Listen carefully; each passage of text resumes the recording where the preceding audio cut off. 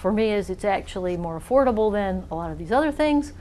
The other thing is it is multiple survey data, so it's kind of like getting more sources in one, which certainly if you can get more than one source of data, it's better than only going with one source.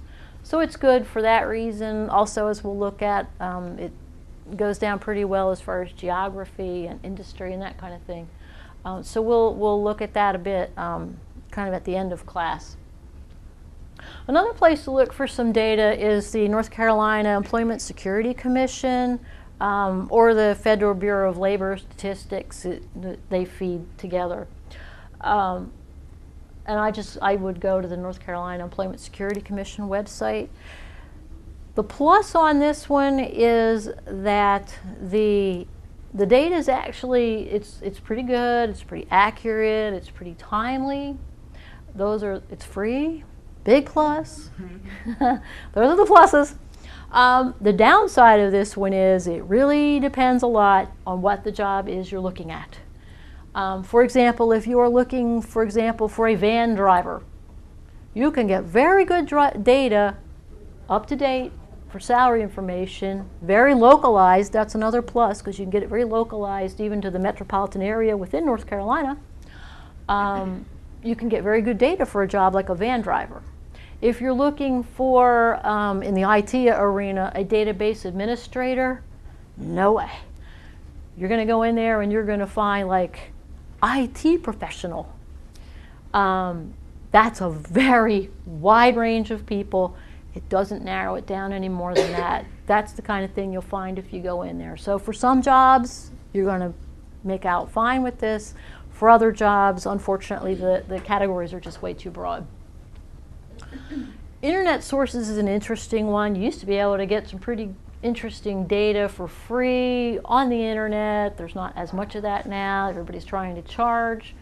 As I said, there are some things with professional organizations and such where you can, in their magazines and whatnot that's out on the internet, if you play around with it, you can get some of that kind of data for free. Some of the large salary survey providers, you can sometimes get at least summary level data from their surveys on the internet for free. Or if you're a member of SHRM or World at Work, you can get a little bit more of that within those websites. You have to be very careful in using a lot of the internet sources. It's very hard to judge what the reliability of the data actually is. One of the drawbacks is figuring out who it is that's providing the data. Generally speaking, if it's a survey where, I as an individual call up and go, I'm HR director for my company and I make this much, that data is generally pretty suspect. The primary reason being, for example, I may be the HR director for a 40-person company. HR director happens to be my title at my 40-person company. That does not mean that my job as HR director looks anything like an HR director titled person in a 40,000 employee company. So there's not the job matching going on with a lot of these surveys where they're just pulling in, whoever they can get to respond. So that's where some of the stuff on the internet's really got to be a little bit careful, and also the timeliness of the data can be a little bit of an issue. You can't always tell how current it is. So you got to be cautious with the internet.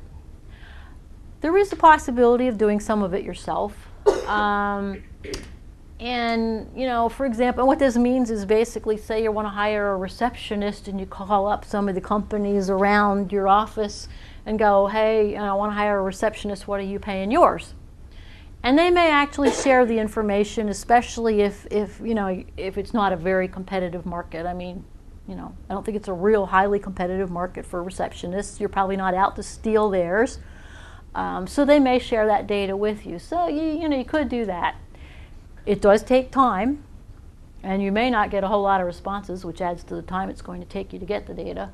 But the big one about doing it yourself that's very risky, and it's certainly if you try to make these type of phone calls or emails or whatever to solicit this kind of information from folks within companies within your industry, then you run the risk of being in violation of fair trade regulations. So the FTC, the Fair Trade Commission, may really have an interest in what you're doing. So that's where doing it yourself can be a very, very risky thing to do. And because of that, that has led to somewhat the last one, which is the possibility that you may want to sponsor a third party to conduct a survey on your behalf. So what that means is that you as the employer may call up a third party person like me and say, please go and conduct this survey for me. I really need to get some competitive information on these jobs. A drawback to this one can be that it can be expensive, because it does take time to do these things, and so the third party will charge accordingly. Plus to this one, however, though, is that as the sponsor of the survey, you get to pick what jobs you want included, what questions you want to ask. Do you want to include benefits, any particular benefits? So you get to decide what questions are going to be asked, so you can target it at what you really want to know. So those are big pluses to this one, and also you can select specifically the competitive companies that you want to have included in your survey. So it's a way to get excellent data. And the thing is that as long as you agree to share the data with the companies who participate, you can generally get a really good response, because those companies are probably, you know, dying to have that data too, but they wouldn't spend the money, and since you're paying for it, sure, I'll participate, send it on to me. So it can be a good way. Like I said, it's not the cheapest route, but if you've got a real specific need, it can be worth it to do that, because you really get to design it yourself. One thing other about survey data, and this is one of those places where the current economic situation is having an impact, is on survey data. Typically, a lot of the surveys are done sort of once a year, because it's a big effort to match all your jobs and submit all your survey data, and they put together the report and they send it all back out. And so typically it was a once a year exercise, and of course with what's going on now with all the salary freezes and in some cases salary reductions, surveys, there's actually some of the large companies are out there now doing sort of mini surveys like every other month on some segments of compensation, because things are changing so fast. So this isn't a situation that we've seen before. So the survey data is kind of getting out of date much more quickly than we would have ever experienced before. So it's something to keep in mind now, just in terms of what's going on. One of the things that you can do, these mini surveys that some of these companies are doing now are pretty readily available actually out on the internet, especially if you're in World at Work or SHRM, those websites. You can actually get the summary data and just kind of get a feel for, you know, how many companies are really out there reducing pay and by how much, and what they're doing as far as their pay increase budgets and that kind of thing. So at least some of that data is readily available out there. And now I want to switch. We've talked about having all the basics in place. So assuming now that you've got your compensation philosophy, you know what you're aiming at, you've got job descriptions hopefully, so you know what people are doing, and you've actually got some survey data to pool the salaries from for those jobs that you have.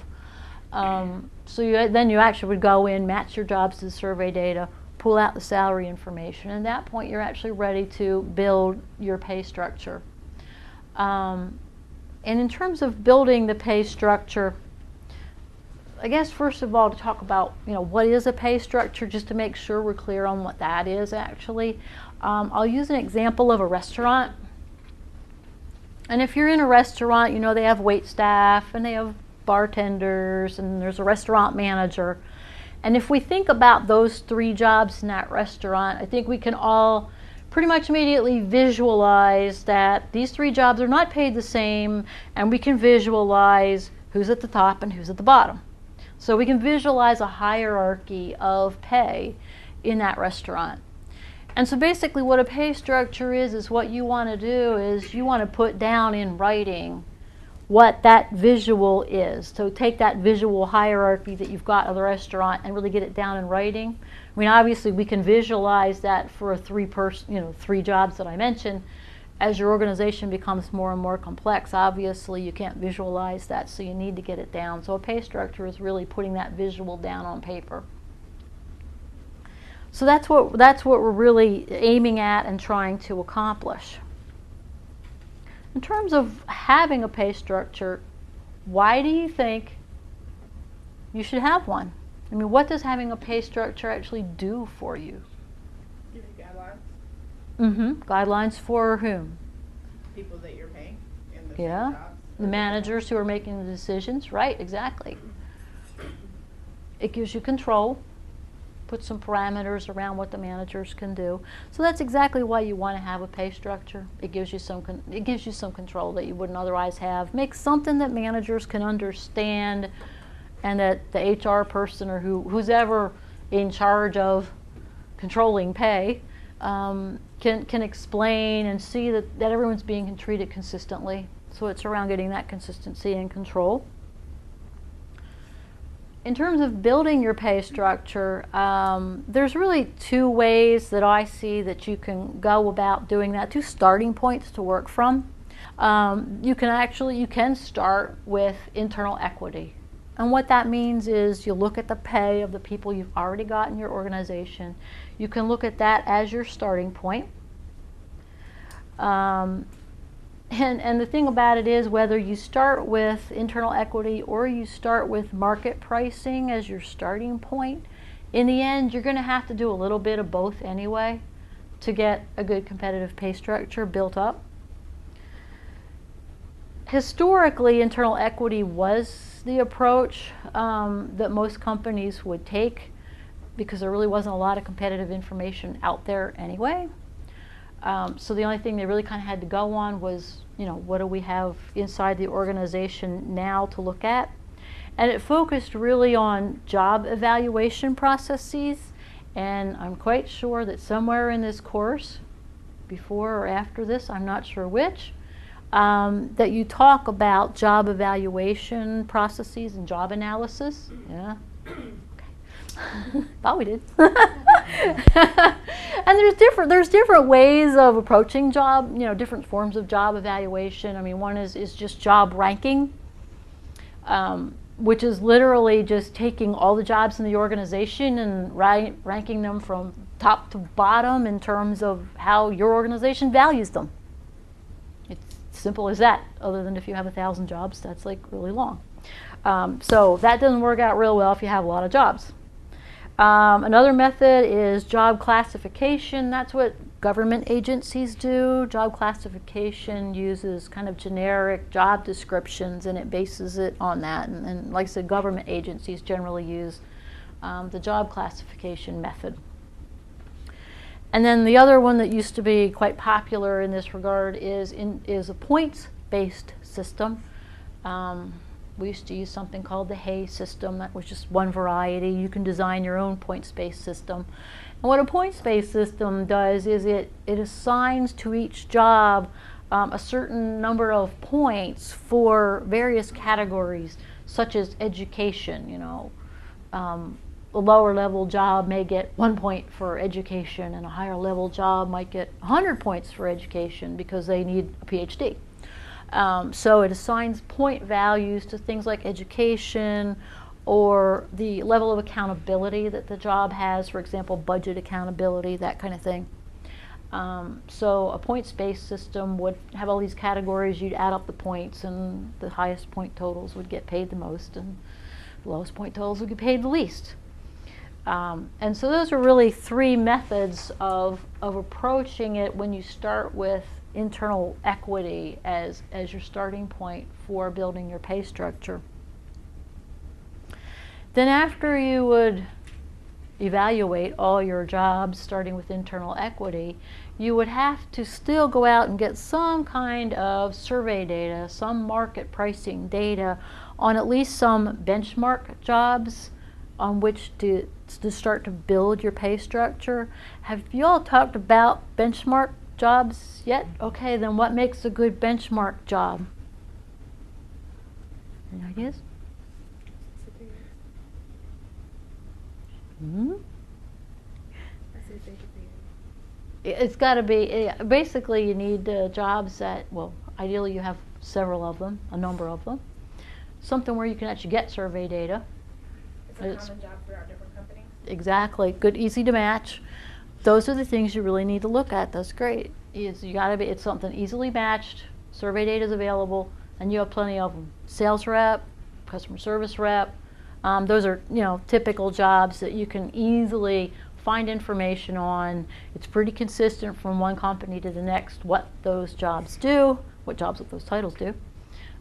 So those are the kind of jobs you key on, and then you would really take the salaries, the competitive salaries for those benchmark jobs, and you've already got your points totals. So if you can say, okay, sales reps have this many points and they get paid this much, customer service reps have this many points and get paid this much, you can build your structure up and down from that point. So you would use some benchmark jobs to build your structure from. And that's all of that is if you use internal equity as your starting point. The trend really now, and I'd say it's been since maybe the late 1990s, is really as much as possible to move toward market pricing as the starting point. Market pricing meaning that you're using survey data first of all, as your starting point to build your pay structure. If you can think back to the late 1990s, why do you think there'd be something happening? What would have been happening in the 1990s, late 90s, that would have encouraged or driven this trend toward using market pricing instead of the internal equity? Now, it's hard to imagine, but where were computers before the late 90s? You know, the internet, who had it?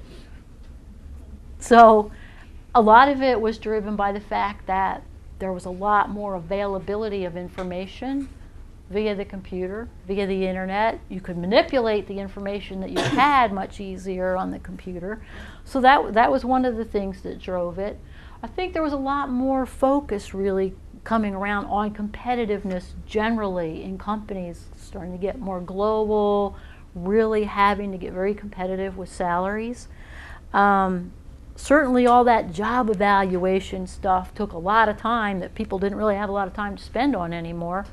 And since you have to do market pricing anyway, why not start there?